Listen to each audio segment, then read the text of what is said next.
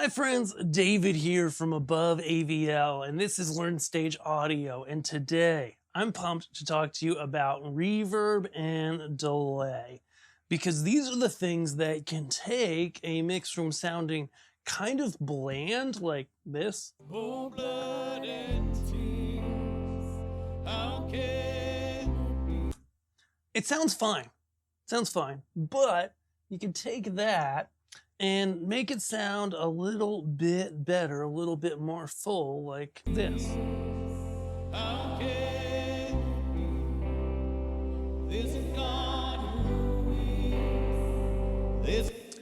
I hope it comes across well across the internet, but there's just a lot more emotion and just a lot more interest and depth to that signal with reverb in it.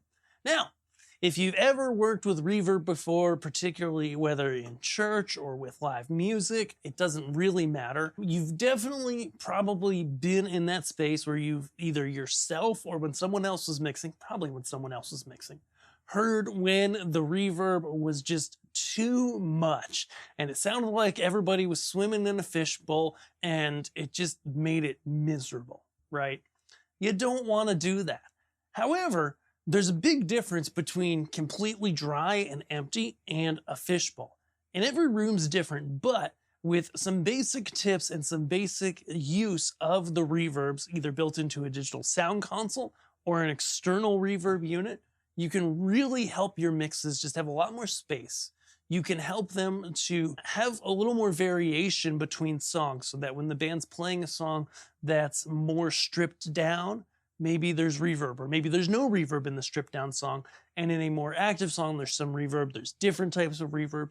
It helps keep things fresh and interesting throughout a set list or throughout a worship service, okay? And reverb isn't just for vocals. Okay, so we're gonna start with vocals, but then we're gonna show some basic instrument reverbs because they can really help a lot as well too in just making your mix feel fuller, feel bigger, without sounding like, for example, with drums, like it's the 1980s again, where they hit a drum and it's like, you know, we're not gonna do that either.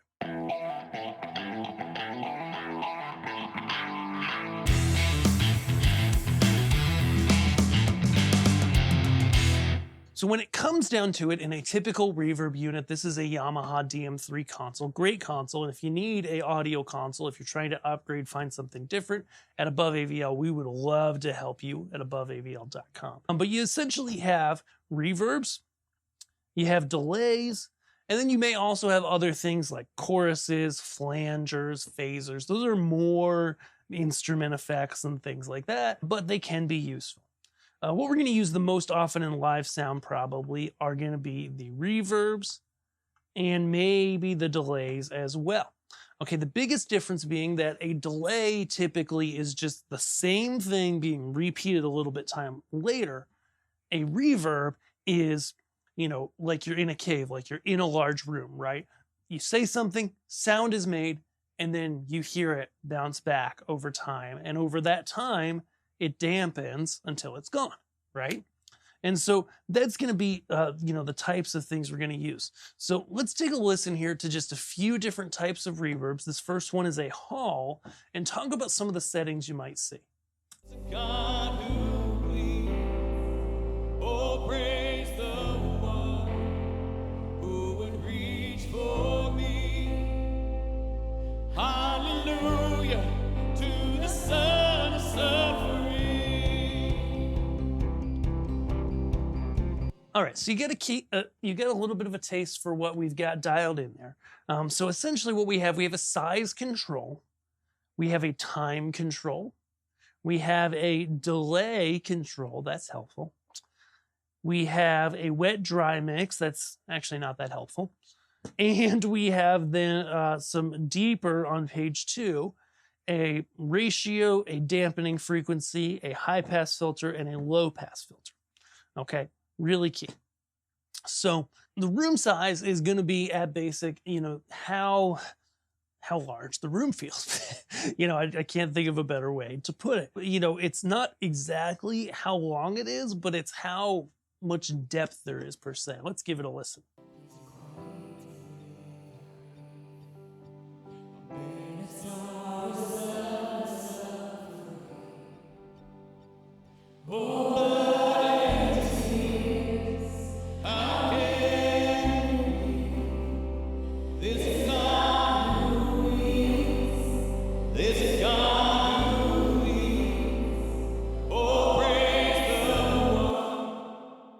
Size is definitely one of those more subtle things, but it does make a difference. I wouldn't concentrate your time there. However, I would concentrate our time on a couple things. So first is the reverb time. Okay, that's how long it's reverbing, and that's the one that probably, I would say, you adjust most song per song. The other is the initial delay. It's probably why they're the two on the first screen. And that is literally, there's a break and then a delay before the reverb first starts coming in. Okay, so if you adjust this, if you go high, you can get more of a like repeating word type sound, which can sound really great on songs where, you know, they're singing a couple words and then there's a break, and they're singing a couple words and then there's a break. Let's have a listen.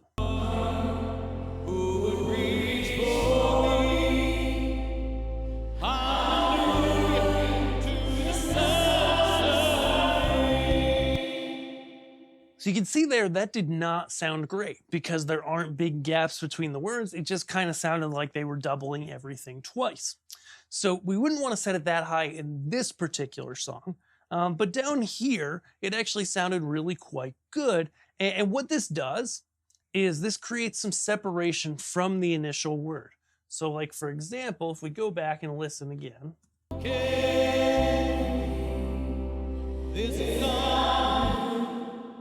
Just like the attack time in a compression, this initial delay, if you have the ability to adjust it on your console or effects unit, kind of allows the person to say the word before it starts repeating. So it keeps that clarity there, because the biggest negative about reverbs, and the thing that can happen that can be troublesome, is if you can't hear the words clearly above the reverb. Obviously, I'm running it a little loud in this particular demo, so that because we're focusing on the reverbs, and that's great when you're setting them up. But in an actual event, in an actual service, you want to be a little more subtle, right? You still want to hear it, but you don't want it to be overbearing.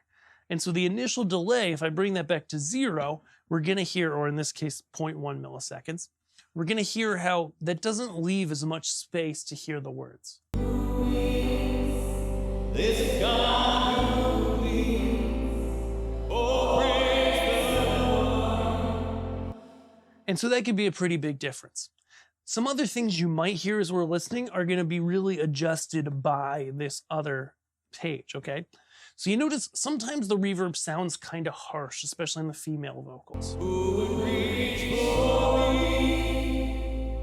Hallelujah to the sons of me.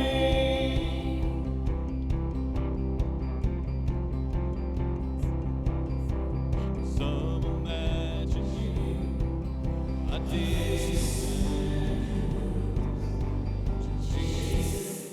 So you probably heard it there in that mix. Most have a damping frequency where they bring down the highs. In this case, there's a high ratio and a damping frequency. And so when we're hearing that harsh stuff up high, this can help us with that.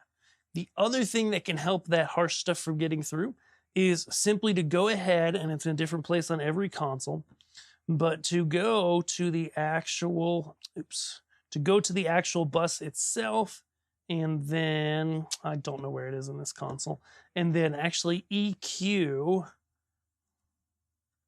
the send going to those particular, into those effects. I don't see the ability to do that on this console, but I can EQ the return, which I actually have, and I've pulled a lot of the lows out of it. Okay, so being able to EQ the send or return, some consoles can do it, some can't, but that's definitely something that can help. But even if you don't have the ability to do that, being able to adjust the highs, so say the highs are only 70%, we're going to damp it off at 8K, and then even doing a low pass, if there's other harsh stuff, just saying, hey, everything above 8K, we don't want that in the reverb. It's going to make your room your reverb feel a little more closed in, but it can help eliminate some of that harsh stuff that you're hearing, where you kind of hear harsh twinges of reverb. You can clean that up there. And then the high pass filter here at the bottom, right? Again, this one, it's got one in the effects, but it could also just be on the return or the send, is going to clean up the low end so that there's not a bunch of just muck created by the reverb itself. Okay, and so that's a basic hall type reverb. You know, a room is going to be literally the same thing, just a smaller sound.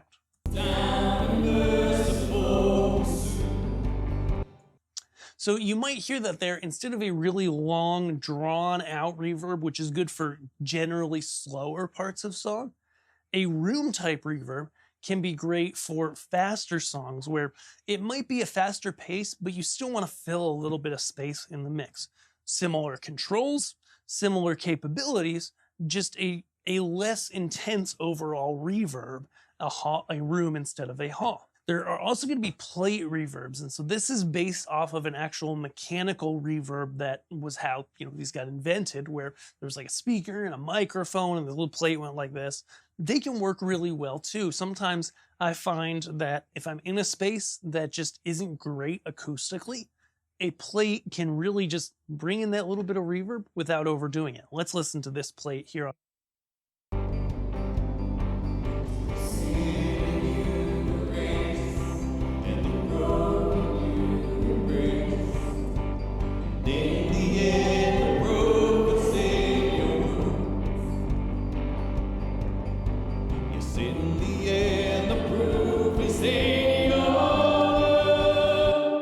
So that one also just real subtle, like not overdoing it, gives you some depth, gives you some presence, but there's not a lot there, which can be really helpful in a more active, a more full mix.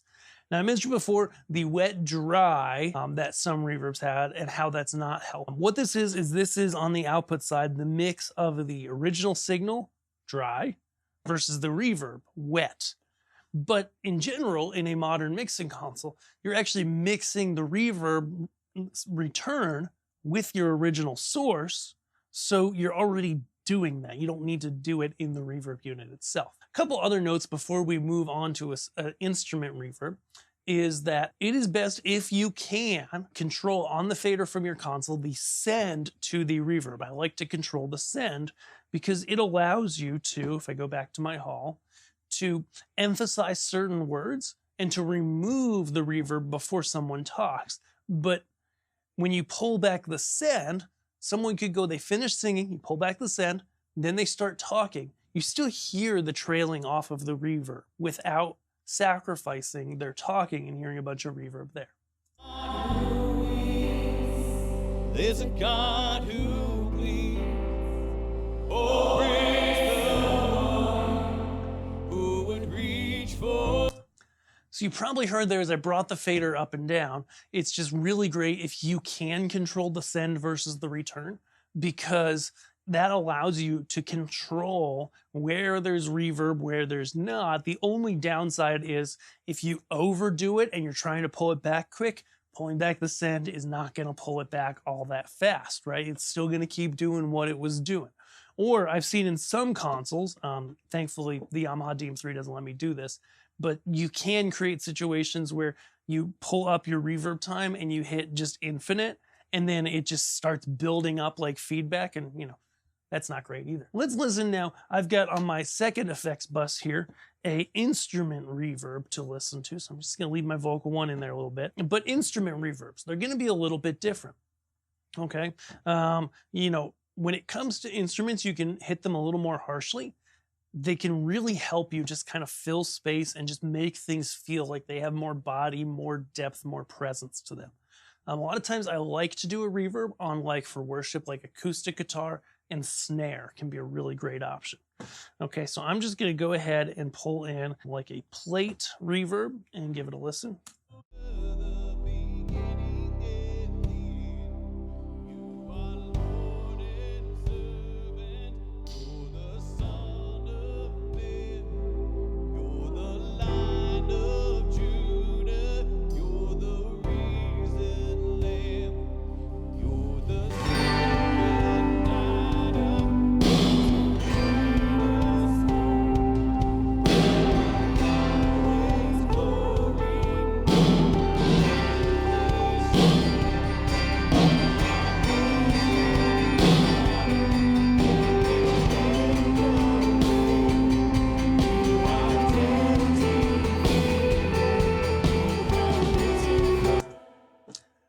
All right, so now let's go ahead and listen to an instrument reverb. So I've dialed in just a plate here, and I've got a snare and an acoustic guitar going to it.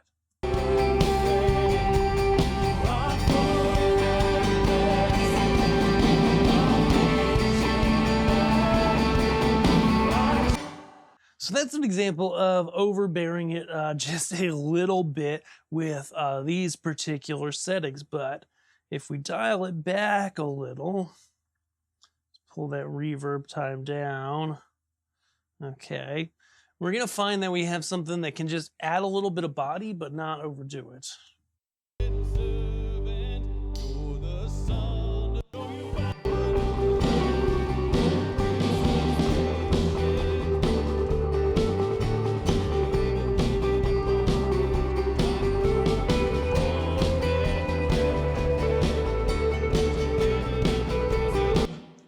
So if you heard there on instruments, just a small room or even a plate can really add some depth to them. Same controls as we did with the vocals before. You just want to be careful not to overdo it. You might see that I put a lot less of it in there than the vocals, and when I pushed it up higher, you heard it really kind of took over and made, you know, it kind of overtook the whole mix. So you got to be careful there. But I hope you learned something new today from this video, and I hope you try using effects the next time you're mixing. It's one of those things that I find a lot of people new to mixing might be mystified by or might really struggle with, and it can be hard to wrap your head around, but it's totally worth it. So give it a shot, use the tips from this video, and we'll see you guys in our next video. Of course, when you need anything audio, video, or lighting wise, head over to aboveavl.com. We've got real professional friendly people who would love to help you find exactly what you need and get it in your hands. And keep watching these videos. We appreciate you not only here, but on our other channels. They're all linked below. We'll see you guys in the next video. Thanks.